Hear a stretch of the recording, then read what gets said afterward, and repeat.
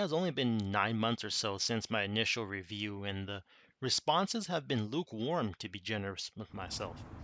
The video got a flood of commenters saying that I am simply complaining about the car and they are really disgusted at my criticisms. In short, I really love my 2020 RAV4. Quite a bit. After all, I bought it, right? This isn't some shopping at the dollar store. As a kid, almost finishing college when I bought it, it meant saving for half a year from internships. That's a long time. It was a difficult decision and was definitely not an impulse purchase. I have listed multiple items in the initial review that reflect what this RAV4 does well and what it doesn't, in comparison to other vehicles in the competitive compact crossover segment, or what I call CUVs. There are, a few clinchers that swayed me to buy a RAV4 besides brand loyalty, which I have mentioned in my previous video, and I will repeat them here. Remember, there is no such thing as buying a perfect car, and it's all about making the compromises you're willing to deal with. My opinions will definitely not align with everyone else's, but my intention was to pick out the nitty-gritty details that will make or break the deal for different people when considering the new RAV4. You want a PR spec sheet presentation? Sorry, not here. I'm not going to sugarcoat anything. Oh yeah, if you want a Cantonese or Mandarin version of this video, I'd happily make a version of it. Akio Toyota said no more boring cars, and Toyota delivered in the aesthetics department at least. Designers gave the car a good amount of character lines, in which some really lead to nowhere. A crease here and a couple of accent lines there flow across the side profile. This isn't the CHR, which has too high of a belt line. The RAV4 has a good glass to metal ratio, which makes it less claustrophobic, I guess. Looking at the C pillars, just like many other modern cars today, are very thick and may be an issue if you park in very tight spaces. Uh, this will take some getting used to, of course. I have said in my initial review that I prefer the looks of the previous generation XA40 RAV4, but the looks of the current XA50 has grown on me, though I've never really hated it. The only issue is the front end just looks like an angry pig with fat lips, if you squint hard enough. The past two generations have looked like monomobiles, and I appreciate this generation trying to look a bit more tough. Uh, Realize the front is very squared off, like a proper Toyota truck, and the rear slopes down gradually. Very fitting since, well, my insurance considers a RAV4 a truck. So, bringing a point from my initial review, a big annoyance is the wheel arch molding or trim piece doesn't quite wrap around the whole wheel arch. It looks decent, but lacks in terms of functionality. Uh, Take a look at it. The first point of contact between road debris and the car after being kicked up by the tires is right where the plastic molding is absent. Well, maybe that's why Toyota's decking out so many of these RAV4s out of the factory, well, or at the port with mud guards. I'm not sure. Either wrap the entire, wheel arch with plastic moldings, or go the route of the new Venza with none at all. I think the RAV4 looks better with like roof crossbars and mud guards added on, but those also add the slightest bit of drag, so it's a double-edged sword. Pretty useless if you're not going to be throwing outdoor sports gear up there, though. Our previous generation RAV4 have crossbars, and we've never used them. I simply fold the rear seats down and throw my bike in the cabin. Speaking of plastic, there are plastic pieces tacked on in the intersection of the A pillar and the front fender, and under the area where the roof meets the spoiler. As absurd as it sounds, it doesn't look out of place on my silver RAV4 under close inspection, but it might make more sense if you get the dual tone colors, meaning a different colored roof, namely black. Under those plastic pieces might be where Toyota laser welds the roof and unibody frame together.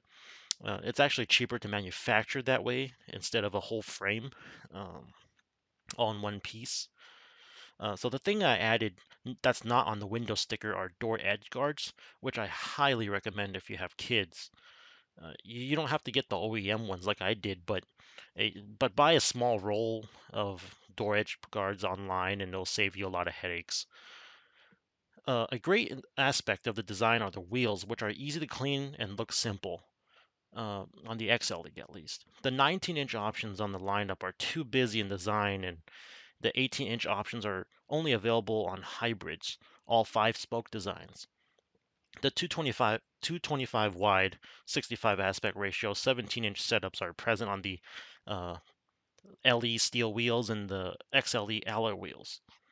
To me, I think the looks of the RAV4 only trail the Nissan Rogue and looks better than the Mazda CX-5, the Honda CR-V, and other cars in the CUV segment. Looks are subjective, so I'll end this section here and you could decide how you feel about it. You could buy a Chevy Equinox with crazy discounts, a Hyundai Tucson for overall value, a Mazda CX-5 for so-called premium feel, as others say, or a Honda CR-V for a great best-in-class overall package.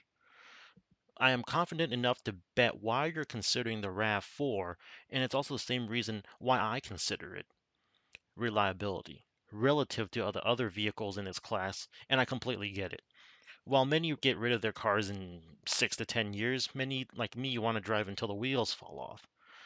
Especially since this car has some sentimental value, being my first car. And so reliability is top priority on my list, and it might be for you. What good is a car that they'll leave you stranded on a road trip after the warranty ends, right? We're willing to trust Toyota's reputation on this. So the designated TNGA-K platform replaces the older Toyota's K platform, because joke's on you, that older platform has been in use before the beginning of the millennium. A plot twist: the previous generation RAV4 was built on Toyota's older new MC compact car platform, so you can call it a lifted Corolla, while the new generation RAV4, the current gen, is a lifted and shortened Camry since it's the K platform. History aside, let's look at the functionality.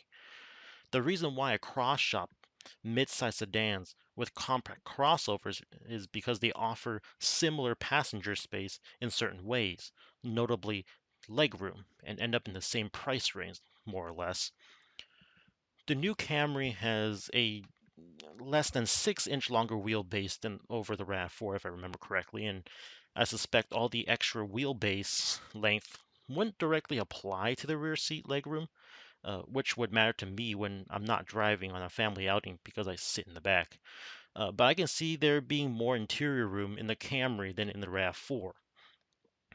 I've heard somewhere that this new RAV4 is as big as the first generation Highlander. So if you're upgrading and you like the interior room on that car, this will be good news to you. Speaking of the chassis, there is a significant improvement over the previous generation. The use of sealers and high strength steels up to, was it 1500 megapascals, uh, yield a more rigid structure in a way. So how do I word this? What matters to you is that the car is a lot more rigid than many older Toyotas, and it's up to par with other cars in its class in regards to safety. Key words here for people who won't bother listening to me talk about technical specs in a bit. This new RAV4 does not have direct injection only, it does not have a CVT, and it does not have a small eco turbo. This all means perceived reliability favoring the RAV4. The simple talk ends here. The engine is the star of the show, and it's a blessing and a curse. In very non-Toyota fashion, this engine is leaps and bounds more technologically advanced than the preceding corporate four-cylinder. Now, a little disclaimer, I'm not going to talk about other four-cylinders and an available manual transmission in other markets. To sum up, some market RAV4s, like China, get a variant of the new Corolla 2-liter, the M20 series, paired with the CVT. TNGA cars mostly get the new dynamic force engines.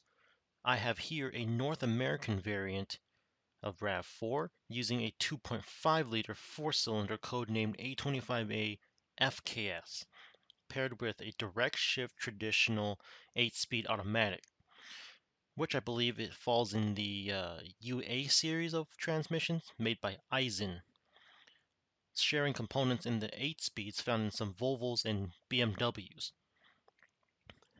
Despite being developed by Toyota with renowned reliability reputation, the new engine and transmission combination had a rough start in the new Camry and new RAV4.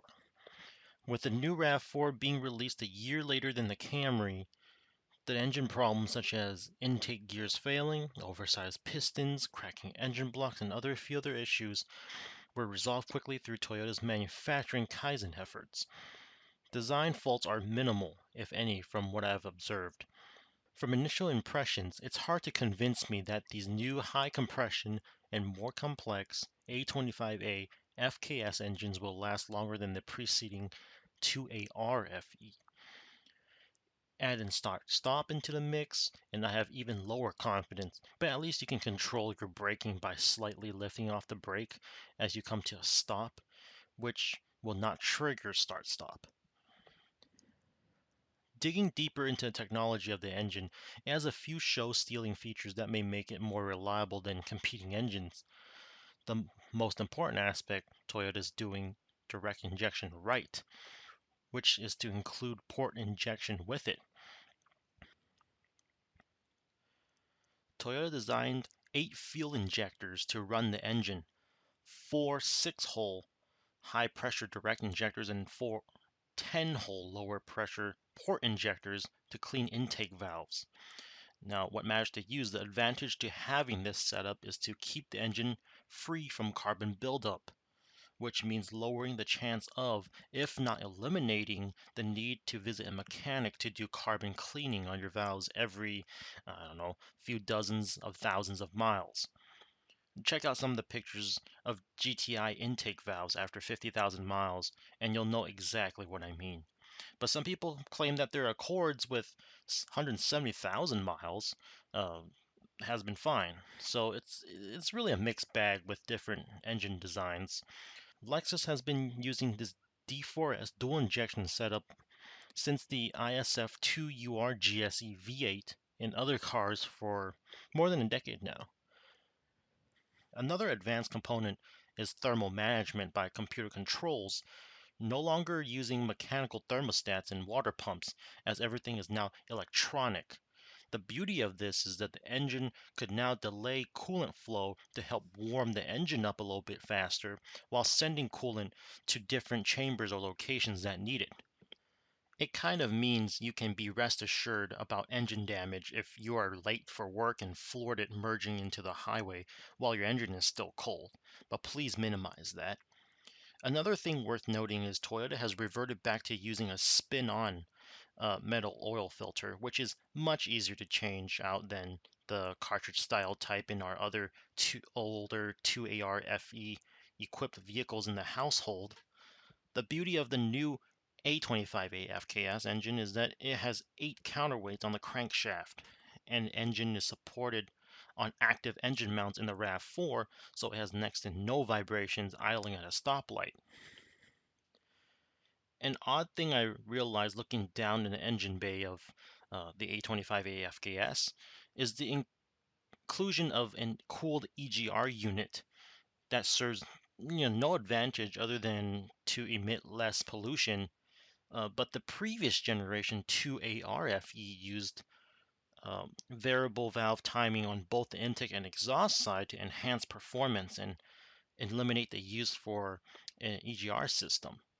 A big downside with the A25A FKS is the use of a plastic valve cover for both the engine and transmission, which is commonly seen in many recent powertrains now. Uh, but here's the thing, the engine is horrendously loud and unrefined, which part of it is because of direct injection.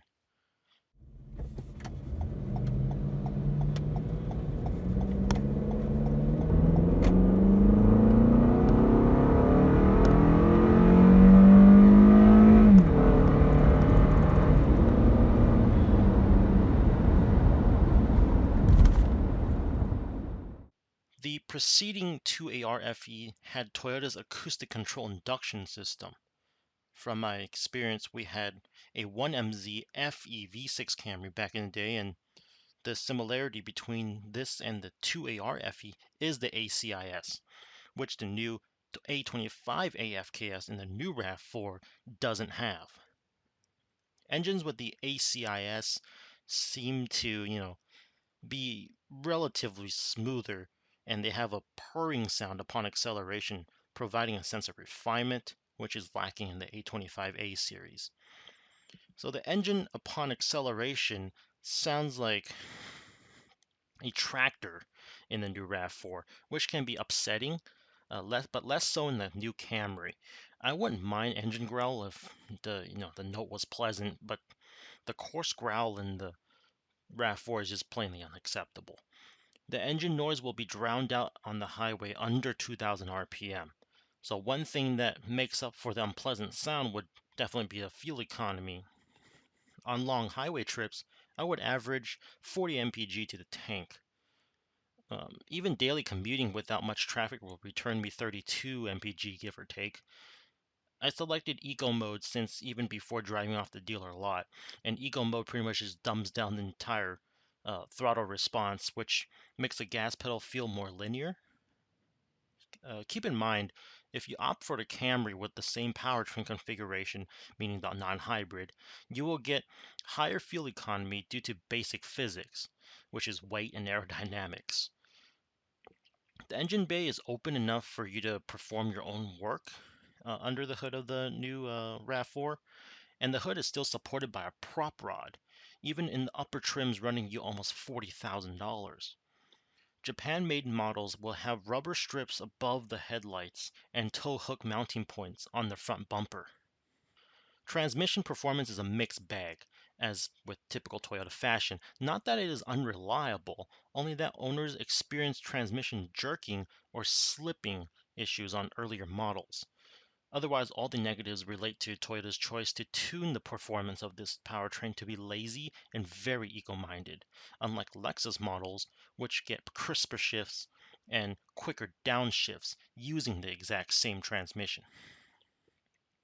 I retain the same opinion as my preliminary review, which I said I like the engine braking in this RAV4 where I don't have to ride the brakes as much.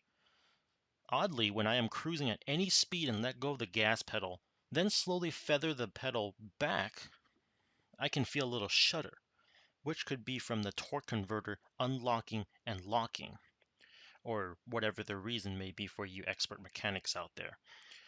Uh, as expected, traction and stability control will always keep the RAV4 in check because being a front-wheel drive vehicle, the front tires will always chirp upon hard acceleration, and during that, the performance will drop, favoring stability, meaning VSC and ESP will intervene. So this means that even if Toyota tuned this A25A series engine to have 50 more horses and more torque, you're going to be driving a tire shredder, not a car at that point. First gear and second gear are insanely short, but third gear and on are really long per typical Toyota fashion. Anyhow, this new powertrain is complicated, but all in the name of emissions regulations and horsepower hungry customers. From what I've seen from a brief crawl under the car, there are camber adjustment bolts and a very thin CV shaft on all four corners. This is odd that Toyota didn't go for slightly beefier ones, especially on how the PR department was emphasizing on how outdoorsy and off-road capable this new RAV4 is. Maybe the Adventure or TRD off-road models might have beefier components. However, I'm sure Toyota knows its customers well, and I won't be doing any off-roading other than backing into my front lawn or running the curb at my local Costco. Although I can't see from under the car, I can see the power steering motor is mounted on the steering rack in the diagrams, and this is for a more road feel. And take that as you will, but I don't see much of a difference since steering is still the way I like it, isolated and light. Although per typical Toyota fashion, there is a very big vague spot in the center, meaning uh, it needs some micro adjustments on the highway or so-called micro corrections. It's a lot better than our 2014 Camry, but around the same as our 2014 RAV4. The steering is still relatively tight and precise. The ride is perfect as is on the RAV4, and this is the most compliant Toyota chassis I've been in that's not a specialty model like the Crown. The strut-based front suspension and multi-link rear setup sounds exotic, but it's not a BMW 3 Series beater, and many cars in this segment, if not all, sport this setup for stability and ride compliance. Whether it may be the body sealers and adhesive, bushings, dampers, or spring rates, this car is tuned to be a more comfortable highway cruiser with soft suspension and plenty of travel. So on the turns, there is significantly less roll and pitch, a big improvement over any Toyota economy chassis in the past. If you want to experience the true handling characteristics of TNGA, but need something mid-size, buy the other car variants like the Camry or Avalon or maybe even the ES by Lexus. Camry is also the lightest car in the TNGA-K platform. However, the RAV4 may be quieter than a Camry once you get up to speed because of the distance between your seat and the ground. Speaking of sound, the new RAV4 structure absorbs a range of higher frequency road noises and returns you lower pitched noises that aren't as annoying to the ear with the help of, underbelly panels and wheel well composite liners. Keep in mind, the misconception is that this doesn't mean the new RAV4 is quieter than the previous generations. Road noise is still far from being blocked out, as the least scientific way to measure it is using an app on my phone, which pointed out 75 to 80 dB on the highway on rougher surfaces. As far as I'm concerned, I still have to turn up the volume of my podcast and music quite a bit on the highway, but not as much as any older Toyotas I've driven. I've opened the windows in the car for the first few months of ownership, and wind noise has been a non-issue. But after the first opening of the windows and closing them back up, I noticed some wind noise. It might be a nocebo effect, but I do hear some wind noise on windier days now. Nothing unexpected from a Toyota. I do not know how to clearly describe ride and handling in words, but if you've owned a Toyota product before, the new RAV4 will be a big improvement. Interior opinions from my initial review video has not changed. Overall, it's still a very welcoming interior and really enjoying the standard options. However, the quality of materials and assembly in some areas are questionable. Front doors close with a satisfying thunk, but the rear doors and the rear hatch sound relatively thin and hollow. The driver's seat is okay for my 5'10-ish self since it is wide and doesn't grip you in with tight bolstering. This is great on long trips, but not very ideal for canyon carving at your local back road. Rear seats are almost perfect in hardness, wishing they had a little bit more give though. Rear seats are adequate for me sitting behind myself. Realize I have the seat joint positioned at right where the B pillar is, and the seat back is tilted past the B pillar toward the back seat. So technically, you have a smaller cabin in this new RAV4 than the previous generation RAV4, but the curved front seats of this new one give you similar legroom, but less footroom under the front seats, as the opening isn't very high between the seat and the floor. The middle passenger will feel the most uncomfortable, as the seat is already narrow, but add the tall center hump, and I bet you won't want to fit an adult there unless you really hate them. Materials are as you would expect for this class, but nothing earth-shattering. The dashboard surface is very soft, and I like that, but the only times I've ever touched it were when I was cleaning the car. Odd to me, people are so obsessed with soft touch dashes. That makes no sense to me. The soft rubber like texture on the dash is harder to clean than, hard plastic because, well, have you ever tried wiping a gym ball? The common touch points, like the door armrest, have minimal padding. At least the center console box lid is generously padded. When I sit in the car and scoot into place while resting my arm on the center console, the whole console assembly moves, which is not a good sign of quality. Again, Toyota does not pad the door cards and center console where my legs or knee will potentially rest, as that's reserved for Lexus models.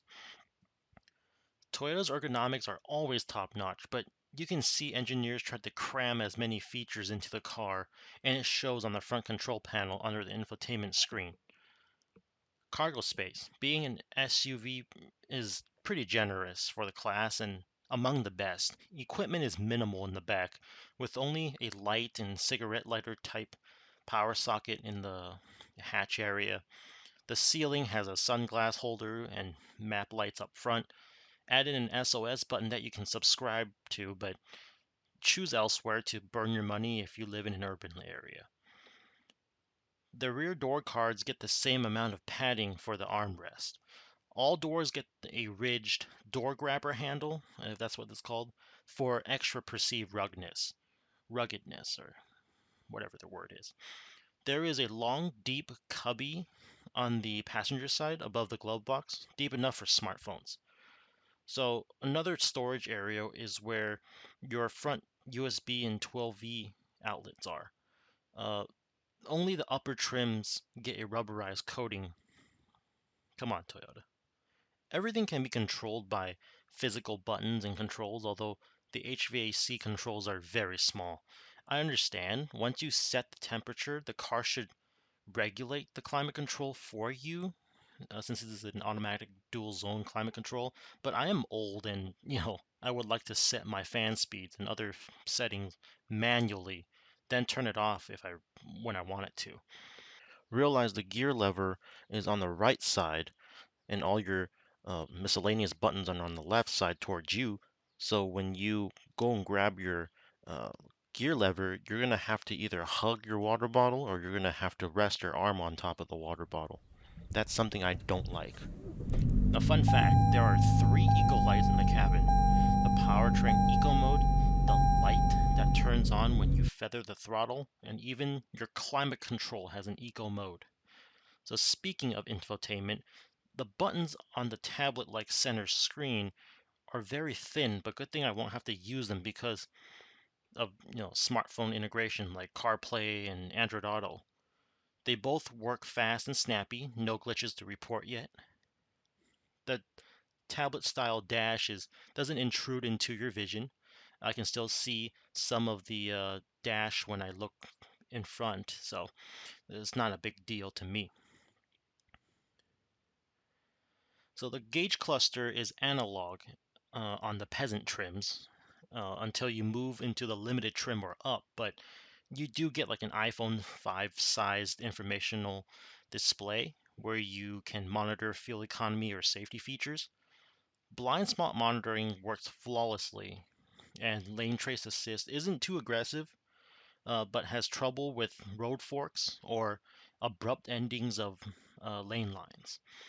I have instances where I got really close to other cars or traffic and suddenly slow down, where the pre-collision system started beeping at me and flashing a red alarm on the small gauge screen.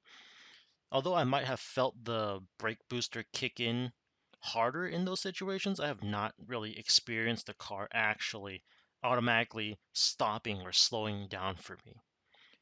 One very unexpected feature that was, heartwarming was when I was driving under 37 degrees Fahrenheit, a message popped up telling me to be careful of icy roads. The new RAV4 has been great all around in terms of standard features. There are a good number of upsides and downsides, but there are some manufacturing issues that I have observed over this past year. As I have mentioned, everything in this car is average from interior, exterior, NVH, and handling, if anyone even cares. The only exceptional 5-star aspect is ride quality. Build quality has taken a little sled down a slope over the years at Toyota, and here are a few things that I have observed so far. First, I realized the roof crossbar flaps in the rear sagged down during the summer. Up to your interpretation on how it happened, but the dealer was able to fix it. Second is the front strut assembly seat rim. Came scuffed up from the factory and is showing surface rust. The stabilizer bar bolt is also rusty, but both are not a big deal. It's just odd that it's, only seen on the Canadian made models, and as I've described in the separate video after realizing this issue when I was washing the car some time back. A third issue, which I haven't addressed yet, is the trim piece surrounding the gear lever, perfectly flush on the right side, but sticking up facing the driver's side. Finally, there are miscellaneous rattles coming and going from various locations under the dash and center console, but I'm not going to bother pinpointing those unless they get really consistent and annoying. Okay, one last thing I wanted to talk about is price. And I've talked about this before, so I'm just going to rehash this in simpler terms. 27.2. $27,200 is what I should have paid for mine out the door. But operational error on the dealer's part resulted in me paying $200 less. But I went back and added door edge guards for $80 anyway. So keep in mind, the quoted prices are out the door prices, and the sale price was about a grand under invoice, around 24.5. Then add taxes and fees for your area, which equal to my out the door price of 27.2. How I negotiated this price was, I simply went on TrueCar.com to find what RAV4s were selling in my area. I would treat that as the sale price. And then add on estimated fees, taxes, and you'll have a range for your out the door price. You shouldn't really be paying more than the sticker price as your out the door price, to be honest. I'm here in the Bay Area of California, so keep that in mind. Our taxes are higher. So Toyota sold 430,000 of these last year, so these are volume sellers.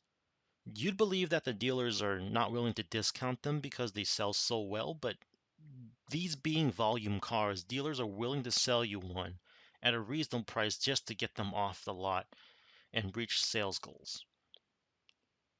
That may be different for the hybrid models or the higher trim models, but this is specifically talking about the XLE trim. And I highly recommend the XLE trim because that's the best value for your money.